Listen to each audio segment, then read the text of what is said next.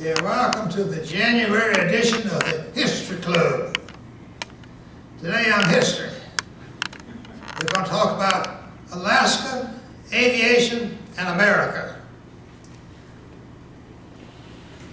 Now the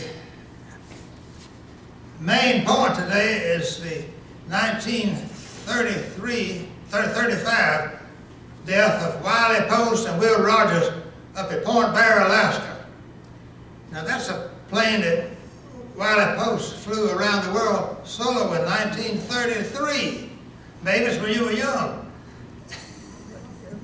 1933. Well, I made it around the world, but it was in 1979. I had better technology.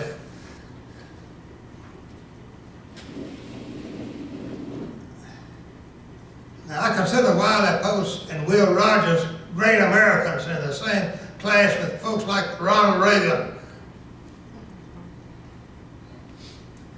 I've been to Alaska twice, and I've been to Northwest Territory 2 other times, so I've been up that direction several times.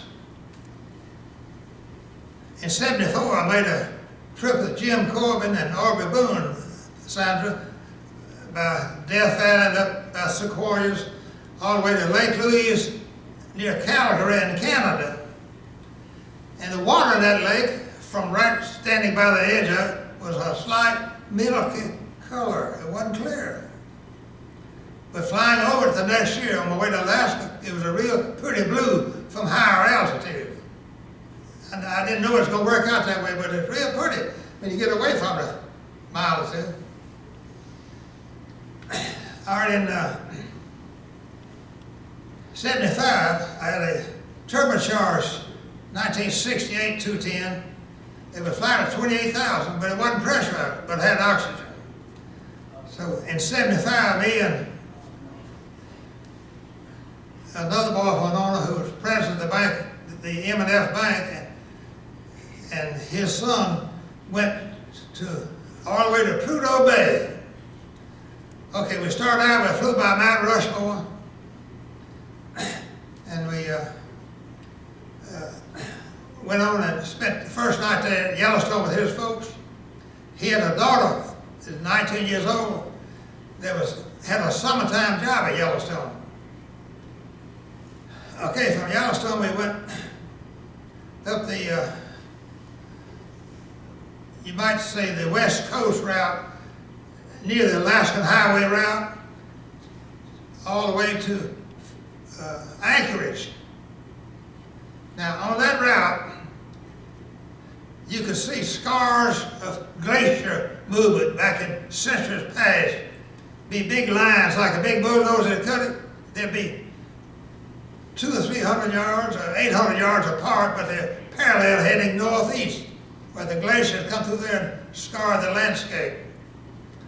A little further on, we saw a bunch, saw 2 or 3 large rocks that looked like big sticks of bologna. These rocks had been smoothed out by the glacier to where they were smooth and sort of round. The only place I've ever seen that. Usually, rocks have a lot of sharp edges on them.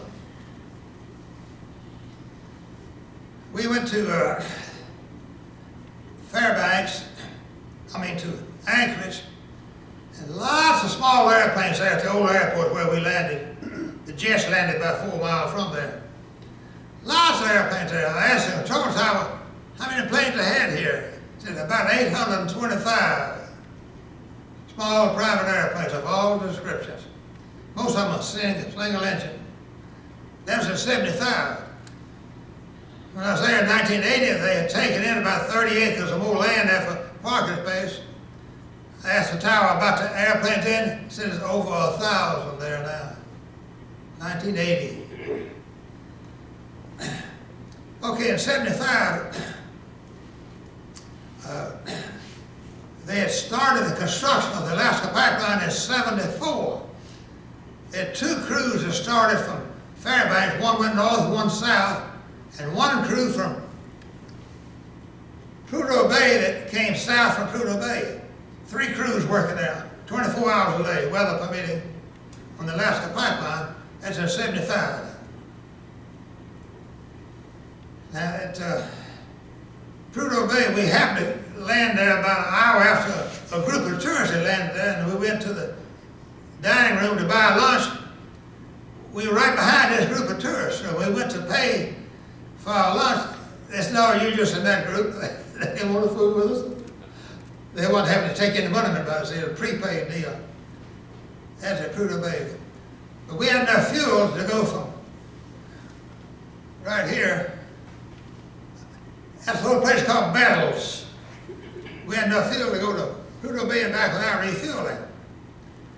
Let me tell you about Battles. Good airport, big runway. A lot of refueling going on there, but as far as I can tell, that's the only activity in that little town was refueling aircraft. There wasn't 4 or 5 buildings there, but had a good runway, and every time I went to the North Slope, I stopped going and coming there at Battles, right here. The Arctic Circle is just north of Fairbanks.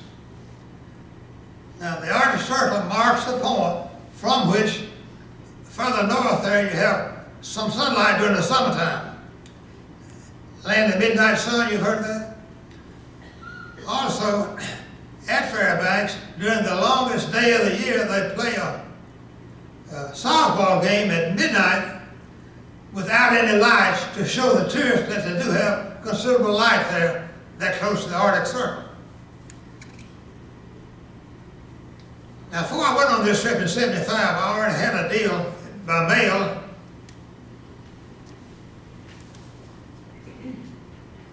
to come back to northern Saskatchewan and shoot a moose around 1st October in '75. So, on this '75 trip to Alaska, we stopped by that moose hunt place and did some fishing. Had a big lake there. And I went back 6 weeks later and shot a moose. The guide estimated that the moose weighed 1,300. I put a bunch of the meat in the airplane, then tried to get the rack in the airplane, and I couldn't get it in there. So I took the meat out and took one seat out, and then I could get the rack in there then.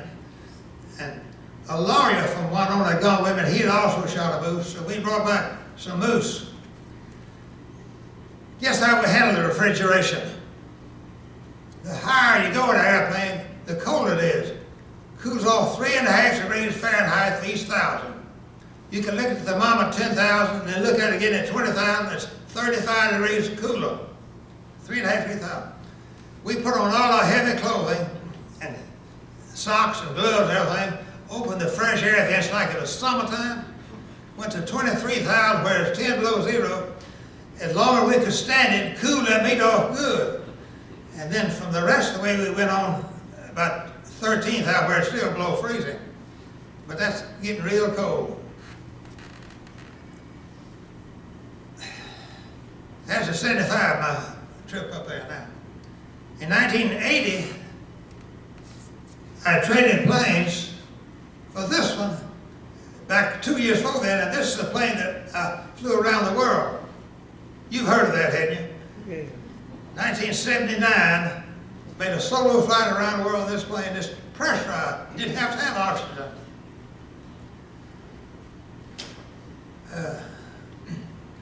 Dorothy, you know what I did with this plane later? I gave it to the Baptist missionaries in Tanzania in 1981. That's just south of Kenya, the Baptist missionaries over there in Tanzania. I got a tax credit from the IRS also. Why'd you give it away after? How's that? I would have thought it would have been dear to your heart. Why did you give it away? Why did I give it away? Why did you give it away? They needed it, and I didn't. And I had met those individuals. Those missionaries had a plane similar to this, 10 years older, but it wasn't pressurized. And the main purpose of this plane in Tanzania was to ferry folks to and from Nairobi, which was 1 hour north of where the airport is based in northern Tanzania. But with that plane I give them, with extra fuel tanks on it, they could fly from northern Tanzania, anywhere in Tanzania, pick up somebody need to go to the hospital and fly to Nairobi without having to refuel. And I got letters from 2 or 3 of their relatives back in the United States saying that without that plane they wouldn't have made it.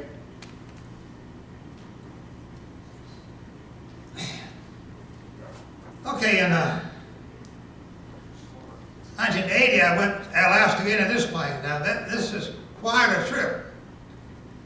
I had 2 young pilots with me that just young, that hadn't been flying long. And one of them's uncle, who was about 35, he was about 45, he was a college professor up in Virginia somewhere. He was going to try to interview a lot of folks on this trip. Documentary, historical deal, interview. Here at Mayo, he got an interview with a Catholic priest that's been there 34 years. Before we got to Mayo, let me tell you about Fort Simpson. The first stop in the Northwest Territories after I left the U.S. was a good airport. They had an Omni navigation system with an instrument approach on it. And we were going to stop there, and then go to Mayo, and then to Fairbanks. We got near Fort Simpson. The weather information was that the weather at Fort Simpson was 200-foot ceiling due to forest fire smoke. Good visibility beneath that smoke, but 200-foot ceiling. I was in the co-pilot seat, and one of the young pilots, John Perry Jr., who had about 100 hours in that plane. He was a pilot, but he had not had any instrument training on making approaches. So he couldn't handle that approach. So from the co-pilot seat, I had to lean my head over, because the instrument I needed to look at was in front of the pilot. But there wasn't any wind, wasn't any weather, just that 200-foot ceiling. And we came out right in front of that well-marked runway, just about 75 feet over some trees, and those boys were really bad. Okay, we landed there, parked down where the gas pump was. Nobody inside. A sign there saying, "Serve yourself and fill out a credit card in the office." So we got our gas, went over to the office, filled out a credit card like I said, and we left and never seen about it. That was about 11 o'clock in the morning. It was about 12 miles to the little town there. But where in the United States can you get merchandise to fill out your own credit card and never see anybody, huh?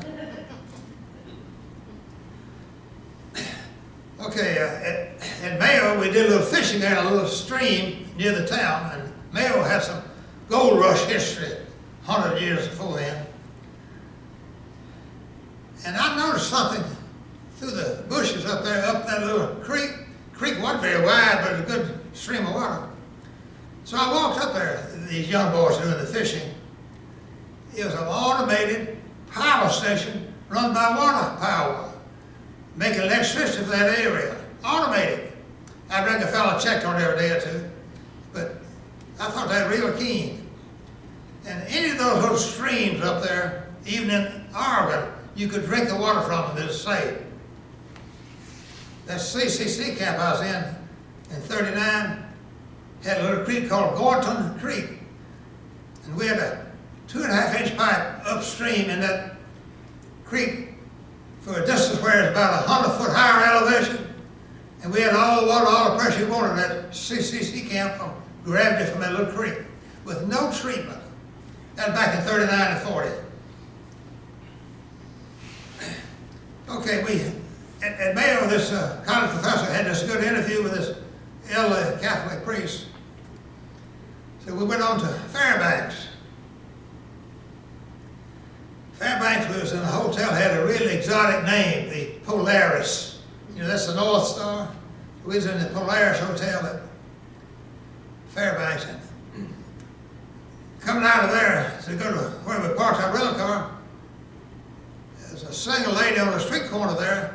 This is 1 o'clock in the afternoon, and it was not a bus stop. So this professor proceeded to interview her. We knew what the situation was the other three of us each on down the road, but this girl had been in food service during the construction of that pipeline, had stayed over in Alaska after the pipeline had finished. Okay, this college professor did a bunch of inquiring. He found out that there was a fellow down in the southwestern outskirts of Fairbanks, had a big hunk of jade that he was sawing slices of, 7/8 inch thick, for tabletops. It's jade. It was irregular shape and it was not gem quality. You could pick out some spots in it that looked pretty good. All right, guess where this jade came from? During the gold rush, it was found down there about 30 miles upstream from Nome, Alaska. It's big as a big coffin, but it's irregular shape. I estimated it weighed 3,000 pounds. It has been brought to a warehouse at Fairbanks. And I don't know how many times it changed ownership, but after several years at Fairbanks, it went to a warehouse in Seattle. And of all things, years later, he made his way back to Fairbanks. And that's where this fellow had it, who was the last owner of it, and was sawing these slices off that big hunk of jade. Now, Sandra and I wanted one of those slices, but we looked at it and decided couldn't get in the airplane. Of course, I could have a ship, but that's a long way to ship something as fragile as a slice like that. But I thought that real neat, that hunk of jade that had such a route. Okay, we in this plane now in 1980,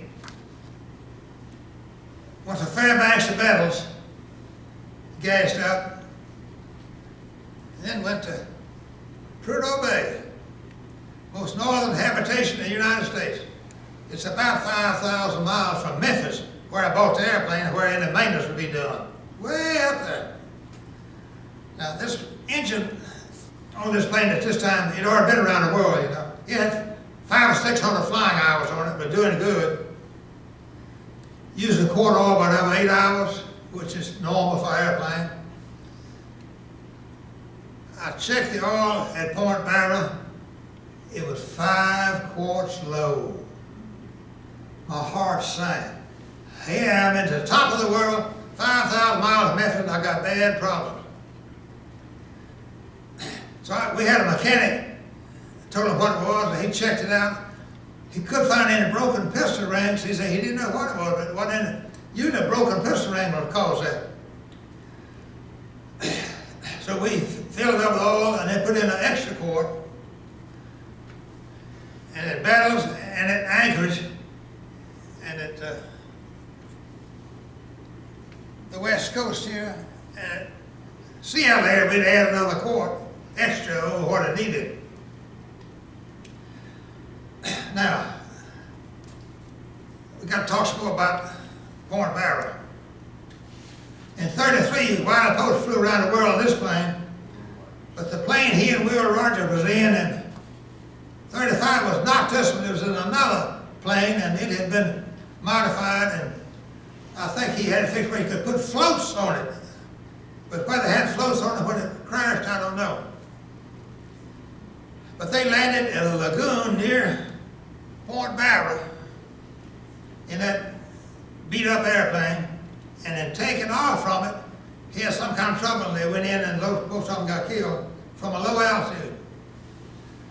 Okay, before we landed there, the day I arrived there, we went down that way where we knew the site of his death was, and there was a vertical type monument there, like an obelisk, about 20 feet high, but we couldn't tell much about it from 120 miles an hour. But I had planned to go back down and look at that monument, but we had this big oil consumption problem, so I put that on the back burner. And going out to take off at Point Barrow, our leading edge of wing and our aircraft windshield was covered with ice. So we had to wait about 3 hours for the ice melted, and then we took off. And even though the temperature was near freezing on the surface, we got above some low clouds there, about 1,500 feet elevation. Temperature 43 degrees up there. The cooler air settles. Charles, can I ask a question? The Will Rogers that you're talking about, that's Will Rogers, the singer from Meridian? comedian. Oh, come in. Yeah. Who? He's the one who went around the. Wiley Post and Will Rogers were both from Oklahoma, and they had known each other for years, and they were big flying buddies. Oh, okay. I don't think she's So the Will Wiley Rogers. Post talked Will Rogers into going with him to Will Alaska. Rogers was a singer from the region. Jimmy Rogers. Jimmy. Yeah. Okay, I'm all screwed up. Never mind. Okay.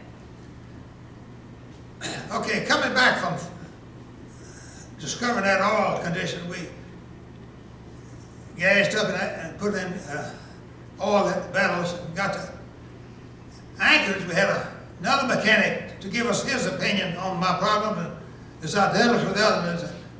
It wasn't any broken piston rings. He didn't know why I was using so much oil. But I asked the three passengers that I'd charge these folks $600 a piece to go with me on this big trip. And I was confronted with their safety, see. I asked them if they wanted to catch an airliner there from Anchorage and go home that way or continue on with me. And they said they'd continue on with me. But when we got down to Wenatchee, Washington, just east of the mountains from Seattle, I told them I was going to let them go back on commercial regardless. Because it was no longer necessary to be with me to get home. See, they could fly on a commuter plane from Wenatchee to Seattle. So they did. They got to Memphis about midnight, and I flew. I got up for daylight there in Wenatchee, and went on. I got to Winona just at dark. Now, on this leg, from Wenatchee to Winona, I saw the most dazzling sight I've ever seen from an airplane. I left Wenatchee a couple hours before daylight to get to Winona by dark. Here in Idaho, they raise a lot of potatoes.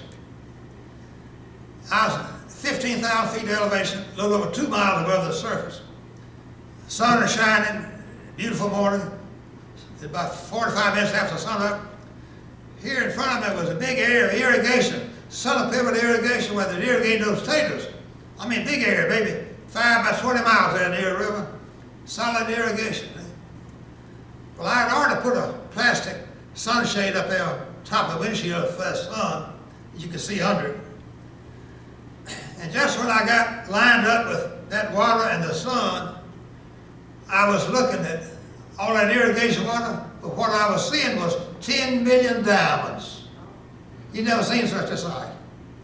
I took a photograph of it, but it's just plain white in the photograph. 10 million diamonds there in Idaho. How about some questions? In your trip in the 1980 trip around the world, how much did it cost? That depends on your accounting.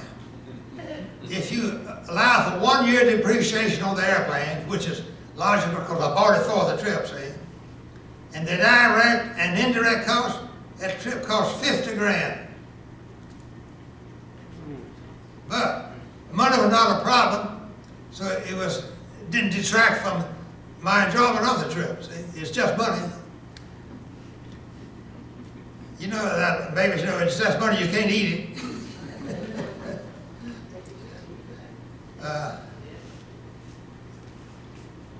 I spent a lot of money modifying the airplane, which I charged to it, see.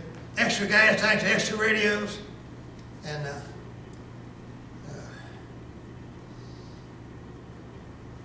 it all added up to 50 grand. I had a farm supply business in Winona that was called Winona Elevator Company.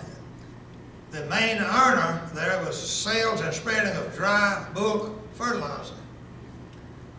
We happened to have one customer who had 3 cattle ranches, 2 near Vaden, South Winona, and 1 west of Grenada.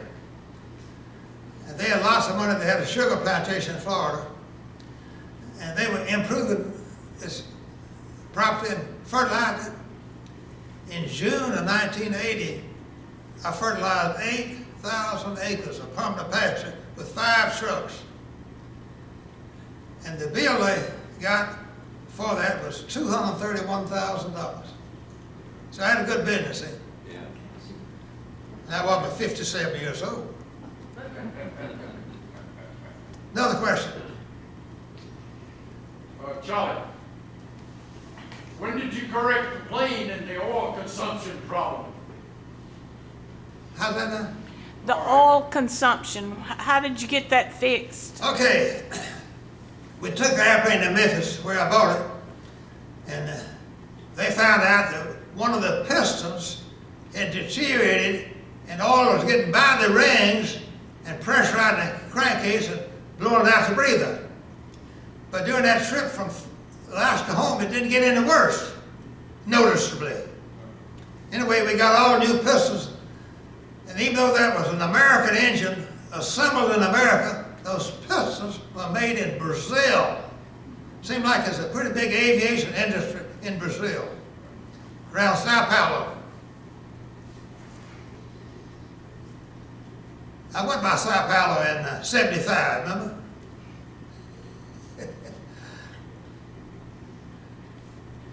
Charlie, how long did you fly? How old were you when you started flying, and how old were you when you stopped flying?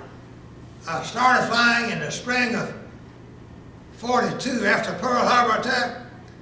I hadn't been over at Mississippi State. And I continued flying until '92 when I quit. I had begun to lose innocent. I'd been everywhere, you might say. Charles, I'd like to go go flying with somebody here in Jackson. Where do I go to find somebody that'll take me up? The Madison Airport would be a good point. If there's no one there, they can tell you where you can't find it. We can give you a name and number, Charlie. Let me tell you all about flying over the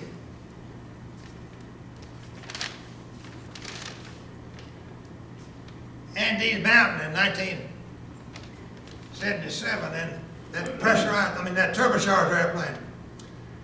Before I went around the world, I made the trip to Alaska and one throughout South America, checking on the red tape and getting more mature aviation traveling experience.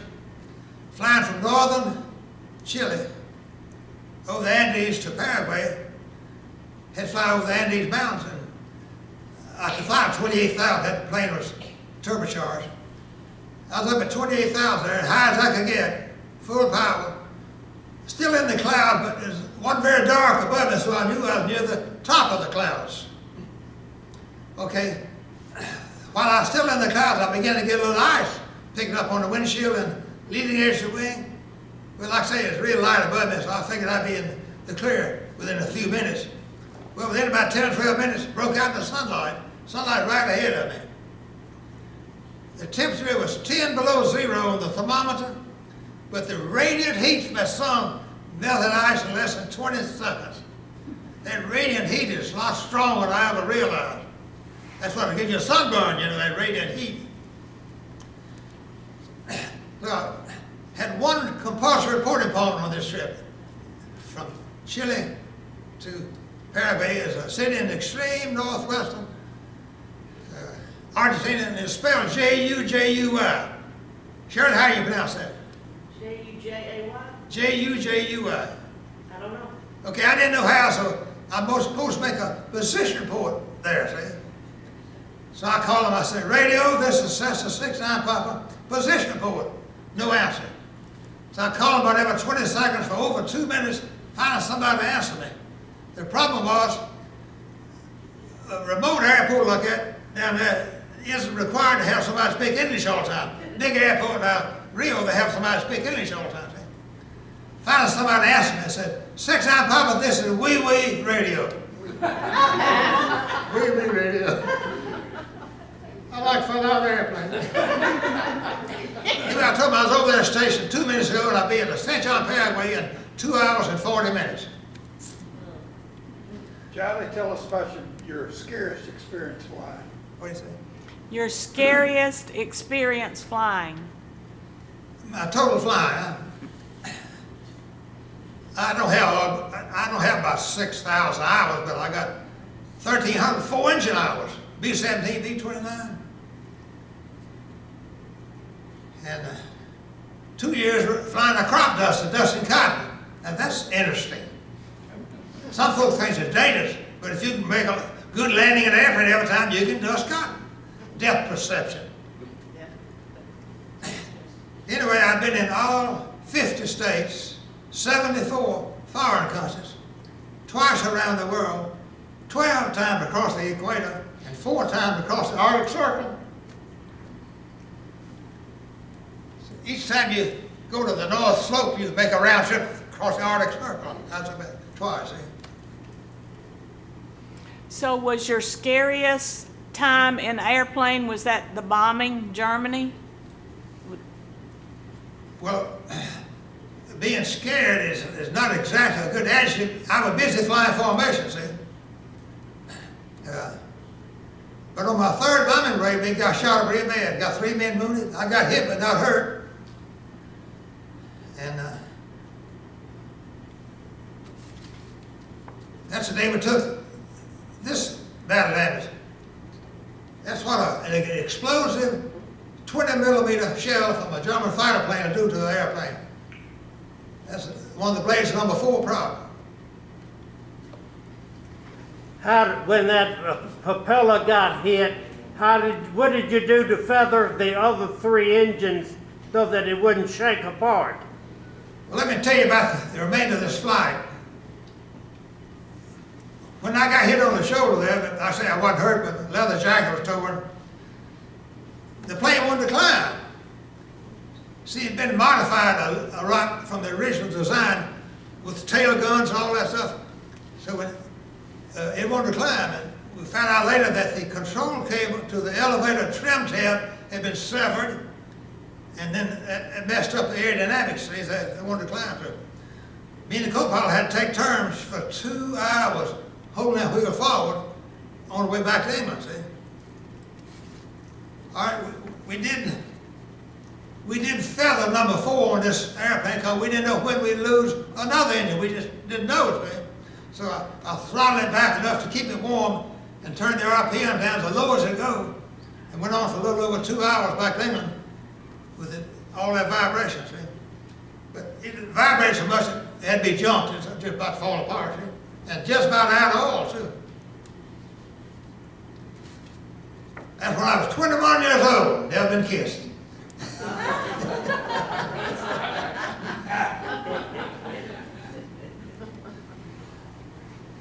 Any more questions? I flew from Los Angeles to Australia in a big airplane with 2 jet engines in it. Now, how in the world can they put enough fuel on that airplane to fly 14 hours?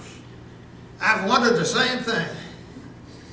I can fly for 15 hours in this plane, but it's not all that big of engines. It's just 300 horses.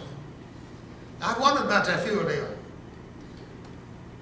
The plane that Amelia Earhart was in, the history books say she had enough gas for 24 hours.